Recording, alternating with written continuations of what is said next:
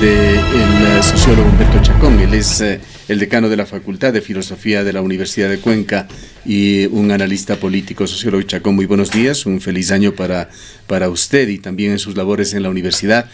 Quisiéramos su comentario sobre estas cifras de clic y, más allá de esto, conocer su percepción sobre lo que será este 2020. Buenos días a usted, Gustavo. Igualmente un saludo cordial y afectuoso a todas las personas que escuchan esta prestigiosa radioemisora y este programa, que realmente es uno de los más importantes en términos de análisis y reflexión con sentido crítico, pero responsabilidad profesional acerca del quehacer político, tanto internacional, nacional y local. Muchas gracias. Creo que la información que se presenta a través de los estudios realizados por esta empresa, evidentemente suceden en el marco de una serie de acontecimientos que se han venido dando durante el 2018-19, que ha ido generando también una suerte de liderazgos no permanentes, sino más bien liderazgos fluctuantes, que han ido asomando, han ido desapareciendo, que vuelta asoman, que nuevamente desaparecen, de acuerdo con los acontecimientos políticos que ha tenido que atravesar el Ecuador prioritariamente. Creo que es importante anotar que octubre del 2019 fue una fecha muy importante para la visibilización, o no visibilización también, de ciertos liderazgos políticos con expectativas electorales para el año 2021. Sin embargo, creo que son nombres aún prematuros. Le voy a pedir más adelante un análisis sobre Jaime Nebodi el mes de octubre, pero sí. No quiero cortarle por el momento. Sí, entonces, creo que las personas o personajes que asoman con cierta proyección de orden político electoral a partir de octubre, me parece que tienen que irse configurando y consolidando más en términos de encontrar proximidad o no proximidad con la ciudadanía, ya no solamente como personas conocidas con expectativas en términos de ser candidatos o candidatas, sino más bien cuál es la posición que tienen estas personas frente a los grandes problemas que atraviesa no solamente el Ecuador, sino que atraviesa el mundo y que deja como herencia el año 2019.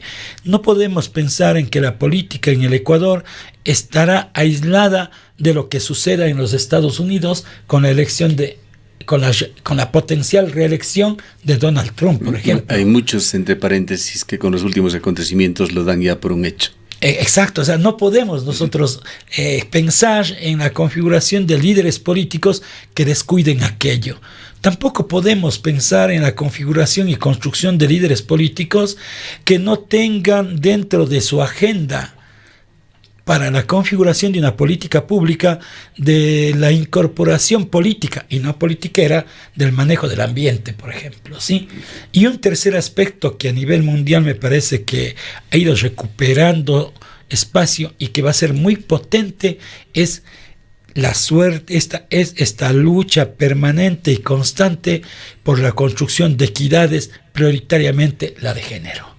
A mí me parece que son estos tres acontecimientos que de una u otra manera han estado presentes en la política ecuatoriana, pero que de acuerdo con analistas internacionales son los acontecimientos que van a marcar la tendencia política. El primero, si no le entendí mal, sería la geopolítica. La geopolítica, sí. Y la relación del candidato local con ese, sí. Y esta geopolítica es quizá la de más difícil y complejo análisis tras todos los acontecimientos del año pasado. Inclusive, no los últimos, sí. En ese escenario también es importante considerar que, de acuerdo con estos mismos estudios de carácter internacional, el mundo entero, o en el mundo entero, en más de la mitad de los centros poblados, podríamos decir que ha existido una suerte de convocatoria ciudadana para salir a las calles y protestar. Y protestar desde diferente forma, con diferentes criterios, y esa protesta nos muestra que el mundo entero, y también nosotros los ecuatorianos, estamos viviendo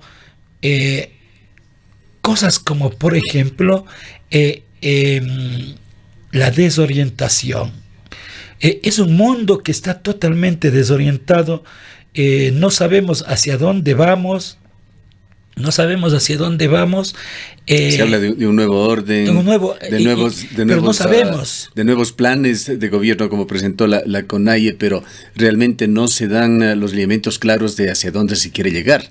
O en muchos casos se piden utopías. A eso iba. Estamos desorientados porque los grandes modelos de organización de la sociedad, centrados en la práctica de lo liberal o del liberalismo, y aquellas que también están recuperando la importancia del Estado, es decir, las dos propuestas que consolidan la existencia del capitalismo en cuanto tal, desde una mirada liberal o desde una mirada estatista, no han logrado resolver los grandes problemas de la sociedad. Mejor, han agudizado estos grandes problemas de la sociedad. Queda ya de lado, lastimosamente, digo, en términos de importancia, ese conjunto de propuestas de izquierda radical que de una u otra manera han ido integrándose o han sido subsumidas por las prácticas del capitalismo la estatista. Dificultad del análisis, quizá en lo que es Latinoamérica, Sudamérica, podemos ponerle en dos polos diferentes, con escenarios tan diferentes, con tejidos sociales tan diferentes. Estamos hablando en un extremo de la situación de Venezuela y en el otro la situación de Chile, con pocos elementos en común entre los dos países, pero en ambos con una enorme resistencia al sistema, con cambios que se piden en ambos países. Exacto. Y usted ve que en ambos países hay un descontento ciudadano, un descontento que no está de acuerdo con la gestión y la política pública implementada en los dos países, porque no le está resolviendo los problemas. En ese escenario, el mundo está desorientado. Y creo que los ecuatorianos también estamos desorientados, ¿no? Por la falta de referencias sólidas. Y aquí, a ver si podemos retornar a la imagen de Click, que habla sobre el pesimismo de los ecuatorianos, de que un 86% percibe que Ecuador irá de mal en peor. Es que en realidad esa es una percepción en donde la empresa no se equivoca, ¿no? Yo creo que eso es una suerte de percepción generalizada en donde todas y todos los ecuatorianos nos mostramos insatisfechos porque las instituciones... En el caso de Ecuador hay razones para pensar así, razones muy objetivas. En Chile, que usted más dice allá de también, las percepciones o de las subjetividades. En Venezuela, que usted dice también, en Europa también ha sucedido aquello. Entonces, me parece que las y los ciudadanos estamos un poco preocupados y nos quedamos frustrados, pues básicamente, frente a la imposibilidad de las autoridades para resolver nuestros grandes problemas. Hay una profunda frustración, diría yo. Bien. ¿No?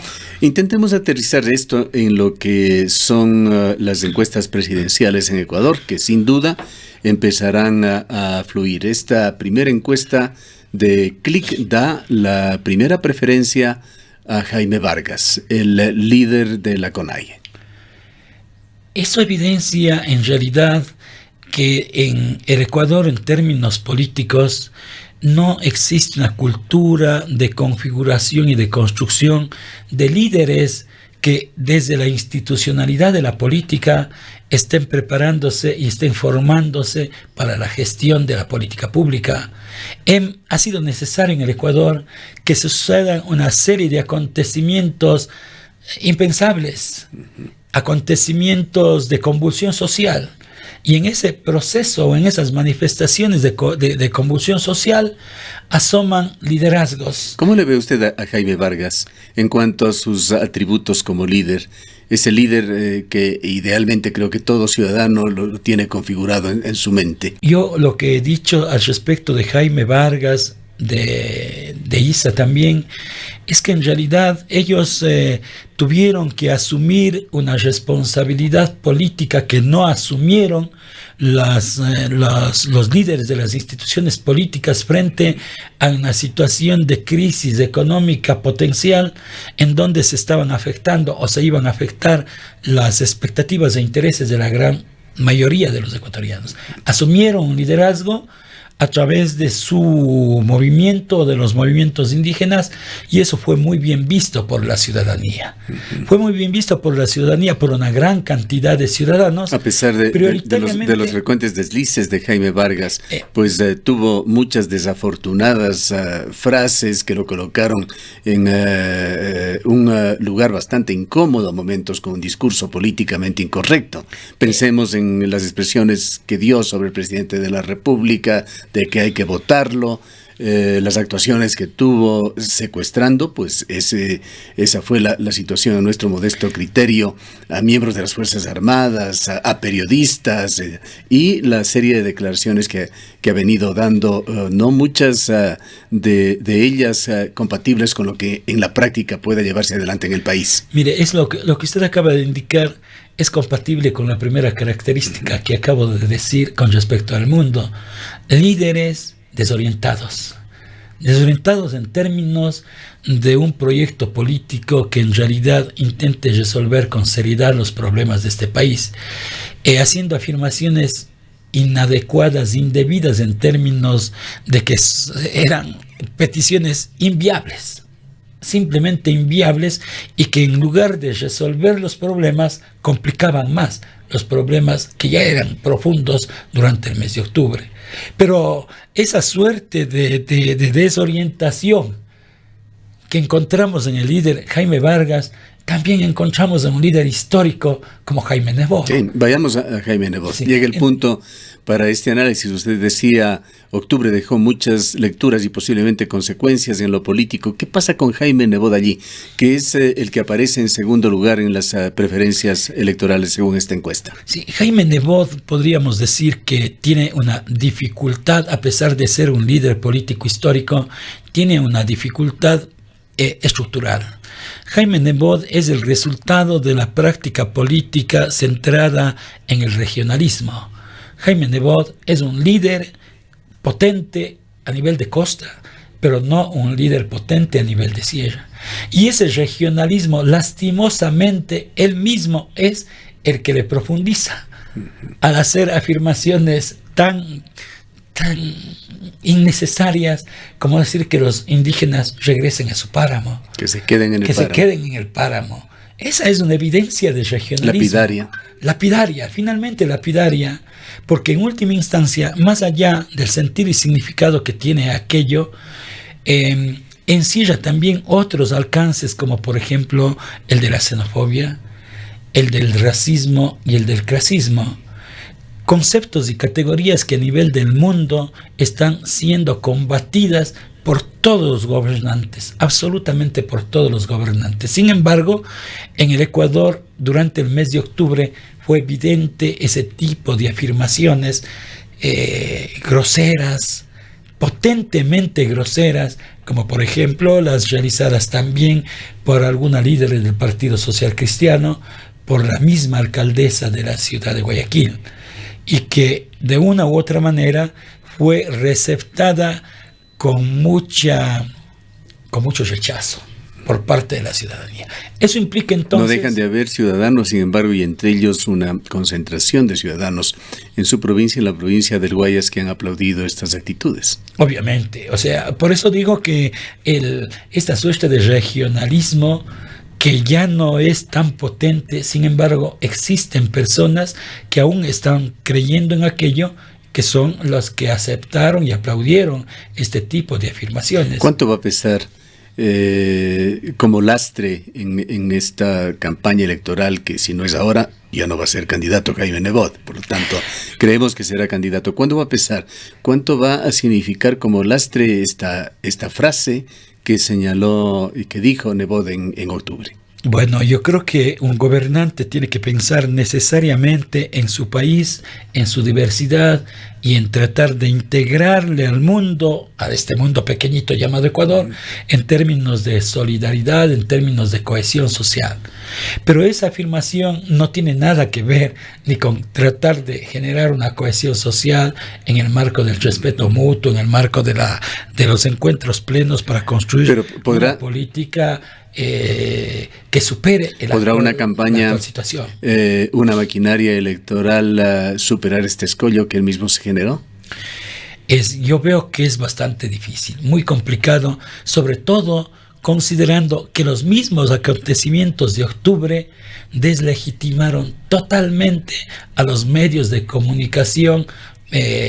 No tengo un calificativo para ellos, pero aquellos medios de comunicación que de una u otra manera se encargaron de socializar, de comunicar un proyecto político vinculado con el régimen y con las fuerzas de derecha, ¿no?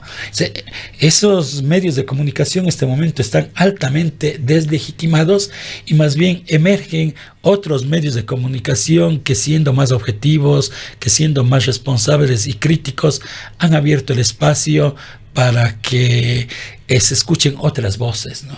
Por tanto, este rato la ciudadanía, no tenía un dato allí, la ciudadanía no cree ya en esos medios de comunicación que son habíamos publicado también una imagen de confianza en las instituciones ecuatorianas, claro. Pero la encuesta, no sé si es que nadie considera al periodismo, que muchas veces está en estas encuestas, o no se lo encuestó, pues es posible. No se lo encuestó. No conocemos los detalles, pero a ver si podemos ver esta imagen nuevamente. Aquí está. En primer lugar, las Fuerzas Armadas, son todas instituciones del Estado las que están aquí.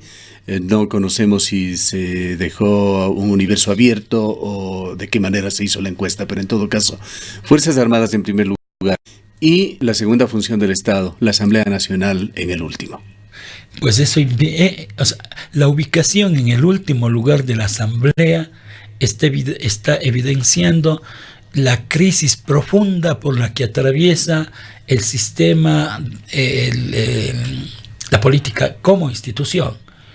Y obviamente todos quienes configuran esa institución, que son prioritariamente los partidos y las organizaciones políticas. Eso da cuenta de que el país, que el Ecuador, cree en el 3%, cree no más del 3%, cree en que desde la política organizada tal como está ahora se van a resolver los problemas de este país. Eso entonces tiene que ver mucho, o deberíamos en el análisis establecer una relación directa entre los líderes políticos que actualmente existen en el país y que han configurado este concepto de institucionalidad de la política. En ellos, en última instancia, la sociedad no cree.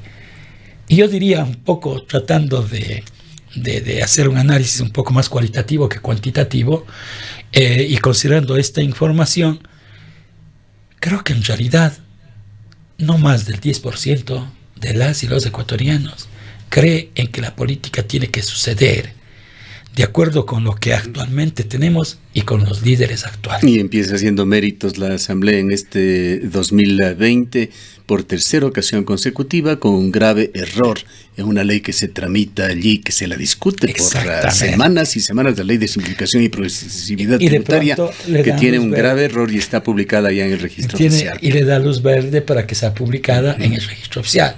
Sin embargo, esas decisiones tienen que ver con intereses económicos de las fuerzas políticas actualmente vigentes. Vayamos al otro fenómeno, el del correísmo. Nuevamente la imagen de la encuesta de preferencias para la presidencia de la República. Allí luce un tercer lugar, en el cual podemos ver con un 11,7% a Javier Lasso, superando incluso a su hermano Guillermo Lasso de Creo.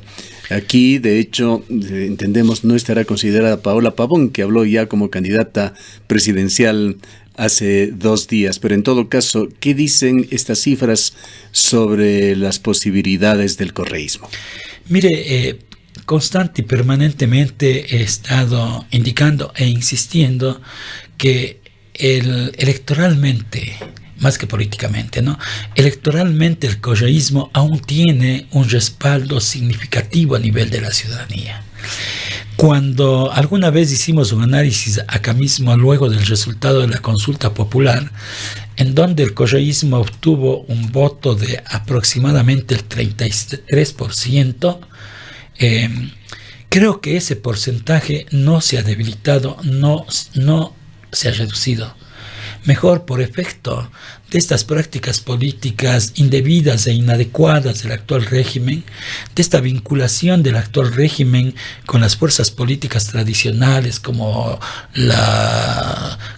y sus líderes como Jaime Nebot, como Guillermo Lasso, con ciertas alianzas también no tan adecuadas con líderes de salida y desprestigiados de los movimientos alternativos como el movimiento indígena, y este proceso de negociación a espaldas del pueblo ecuatoriano con el Fondo Monetario Internacional hace que la ciudadanía mire hacia atrás y ya no recuerde con una imagen negativa al correísmo, sino recuerde con una imagen ya no tan negativa, y al mirarle con esa imagen no tan negativa, le abre la posibilidad de entregarle nuevamente su voto. Otro ingrediente que seguramente no fue tomado en cuenta en esta encuesta es el punto culminante al que se ha llegado en el caso Arroz Verde, claro, con el juicio iniciado ya oficialmente en contra del expresidente Correa, sí. Lo cual con certeza, aunque en las redes sociales los correístas y los abogados de Correa sobre todo dicen lo contrario, de que esto no le impedirá ser candidato a alguna dignidad a Correa, será muy difícil que enfrentando este caso él pueda ser candidato. O sea, yo no creo que él pueda ser candidato, pero sí va a tener mucha influencia e incidencia con ese porcentaje de apoyo en el proceso que él electoral. Aspiraba y lo había señalado en alguna declaración a ser candidato a la vicepresidencia de la República. Es posible. O a la Asamblea Nacional. A la Asamblea Nacional, sí, a mí me parece que sí. Y recordemos que un poco los procesos como que se repiten en América Latina. Lo de Argentina es tan claro, ¿no? Es tan claro. Aparentemente toda la propuesta vinculada con Krishman estaba enterrada. Sin embargo, hoy nuevamente son gobierno con Fernández. Clic, señalábamos al presentar la información, no fue muy acertada en las encuestas que se hicieron en la campaña presidencial, la última. Es una encuestadora, sin embargo, que tiene trayectoria, que tiene valor, y es la primera encuesta que oficialmente se la lanza en el 2020. De cualquier manera, hemos utilizado esto como base para el análisis. ¿Usted coincide en esencia con estas cifras presentadas? Yo más bien diría que considerando las nuevas manifestaciones y expresiones de la ciudadanía en torno a la política, creo que igual nosotros los investigadores deberíamos repensar también en el conjunto de criterios e indicadores que se deberían construir para el análisis de la política. Yo creo que los criterios e indicadores que hemos estado utilizando hasta ahora son criterios que corresponden a prácticas y expectativas políticas del pasado. Sin embargo, creo que las y los ciudadanos tenemos otras expectativas. Y esas expectativas van a tener incidencia en la política y en las elecciones. Me parece que entiendo que casi todos, ¿no? Casi todos quienes hicimos investigación político-electoral durante los últimos años, estábamos bastante lejos de los resultados. Y eso da cuenta de que en realidad no hemos repensado nuestros protocolos, nuestros formatos de investigación que están siendo exigidos ahora. Yo creo que sí, hay que seguir haciendo estas investigaciones, pero creo que los criterios, los formatos y los protocolos de investigación tienen que revisarse en función de estas nuevas expectativas de la ciudadanía. Vayamos rápidamente a un análisis de los liderazgos locales. Hemos estado en estos micrófonos en los últimos días. Ayer con el alcalde de la ciudad. El último o penúltimo día del año estuvimos con el doctor Yacu Pérez, prefecto provincial de la SUAY.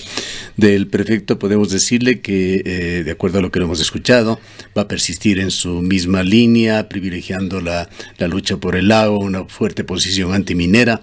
No descartó el prefecto la posibilidad de candidatizarse a la presidencia de la República si es que recibía el apoyo de la CONAIE o si tenía un llamamiento de las bases, poco más o menos lo que dijo Yacu Pérez. Por otra parte, el alcalde de la ciudad estuvo el día de ayer. Él señaló de que continuará con el lanzamiento del proyecto Tranvía a su ritmo, que en 6 meses posiblemente empezará a funcionar, tal vez lo haga antes, pero no mostró prisas ni aparentes efectos sobre la presión que existe sobre este tema. Por otra parte, el prefecto dijo que este será el año para lanzar su proyecto, un proyecto en el cual está de por medio como punto fundamental la planificación de la ciudad, una mejor proyección de Cuenca que está teniendo un crecimiento desordenado. Para sintetizarle quizá lo que captamos muy modestamente de los dos principales funcionarios de esta urbe, de los dos personajes que lideran los gobiernos autónomos descentralizados de Cuenca y el Azuay. Me parece que tanto el señor alcalde como el señor prefecto terminaron comprendiendo que hasta el cierre del año tuvieron que aprender a trabajar en el marco de la gestión pública. En el caso del señor prefecto, un excelente líder con alta capacidad para movilizar ciudadanía en torno a un tema específico que es el agua. Eso no puede transferirse mecánicamente a la gestión de gobierno provincial, en donde existen competencias específicas y que tiene que ir demostrando su ejecución constante y permanentemente. Por tanto, creo que allí el señor prefecto entró en una etapa de aprendizaje y reconocimiento de que existen muchas debilidades y que esas debilidades tienen que ser superadas ya en términos de gestión.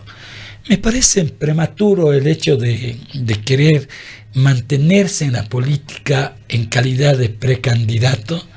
Eso desdibujaría mucho su gestión. Bueno, en esto no quisiera realmente distorsionar, sin pretender ni fortalecer ni debilitar la posición del prefecto, tratando simplemente de tener objetividad sobre estas declaraciones. Uh-huh. Un poco le llevamos al prefecto a esta coyuntura de que eventualmente la CONAIE va a tener candidatos y más de uno, y que tendrá unas definiciones previas que tomar, y le preguntaba, bueno, ¿qué haría usted si es que es incluido? Y por allí él señalaba, no podría negarme. Obviamente, pero en realidad entiendo que la prioridad de él este momento, le escuché hace un instante en algunas declaraciones, la prioridad para él en este momento es tratar de cumplir con su itinerario como prefecto.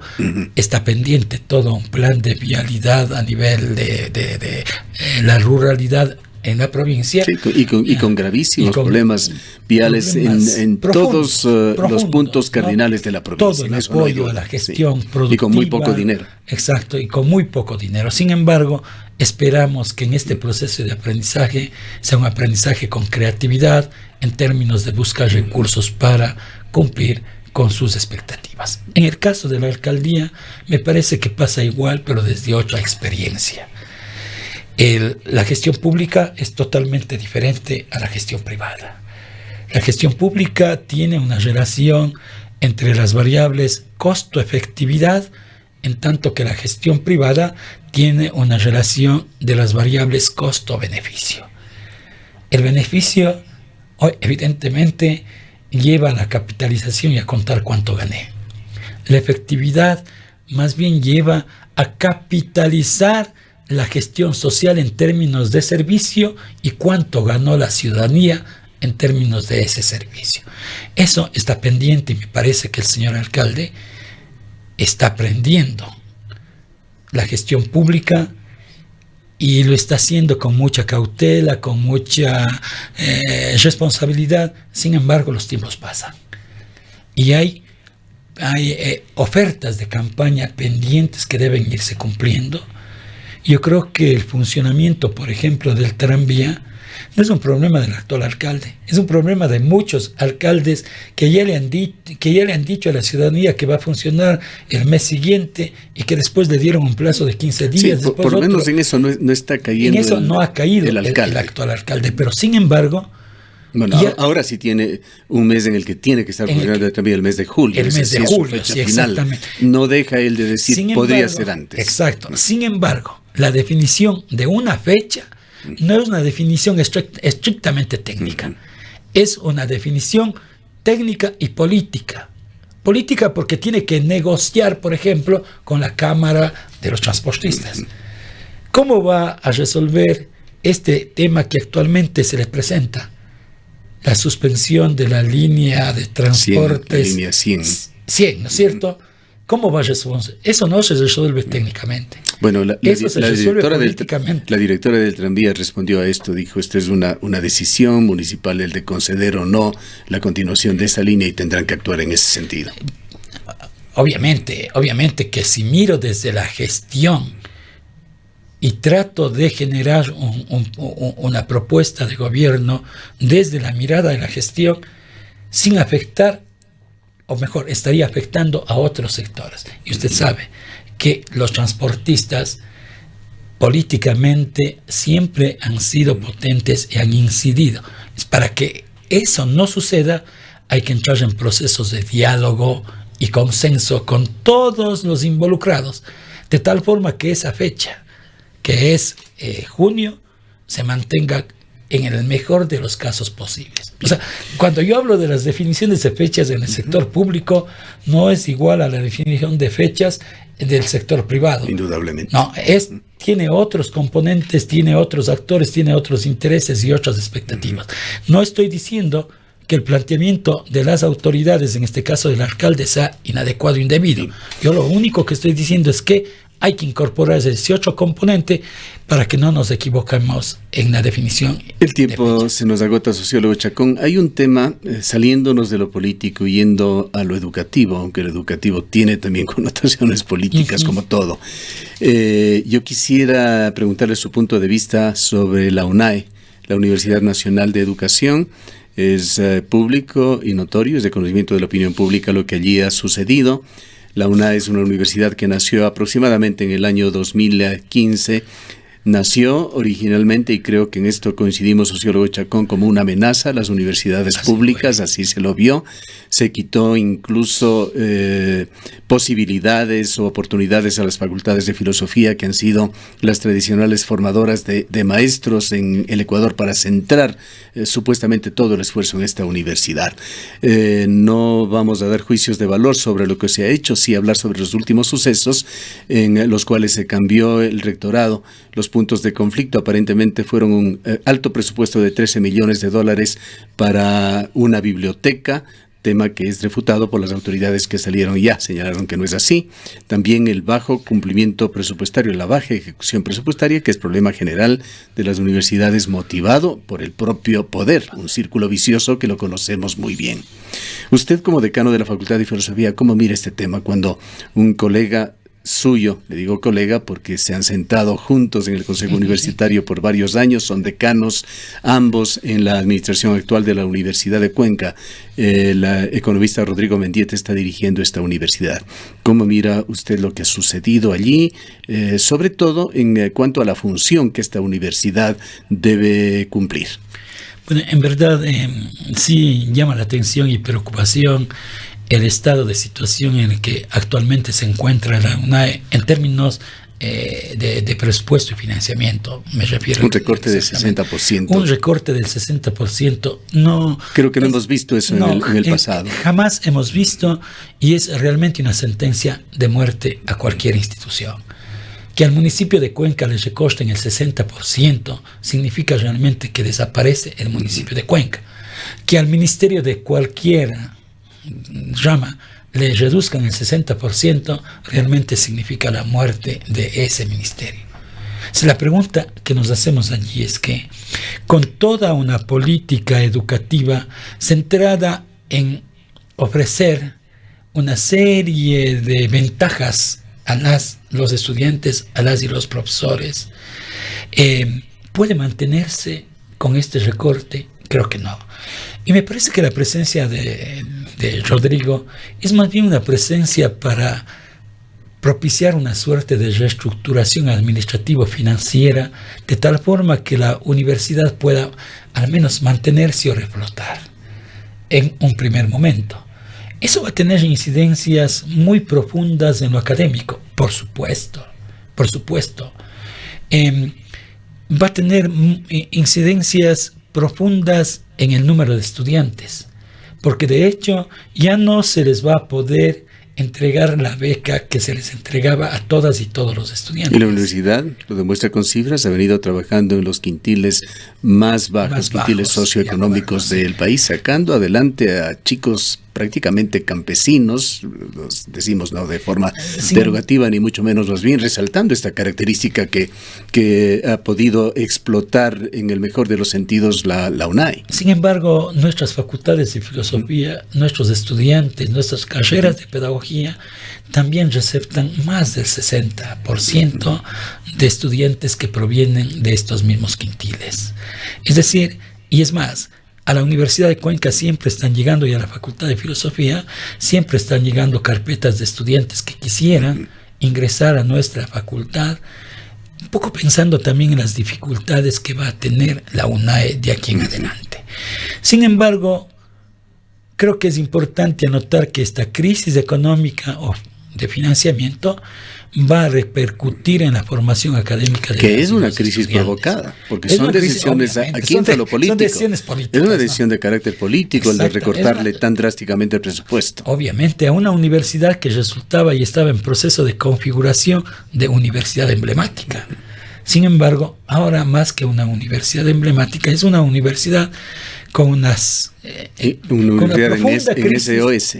Exacto, en un estado de situación de SOS que Rodrigo va a tener que manejar con mucha cautela para mantenerla a flote y quizá en el mediano y largo precio propiciar su crecimiento y desarrollo. De lo contrario, pues obviamente será otro proyecto del correísmo, de estos elefantes blancos académicos que mostrarán su fracaso con el pasar de los tiempos. Gracias por su presencia. Han escuchado al sociólogo Humberto Chacón, decano de la Facultad de Filosofía de la Universidad de Cuenca.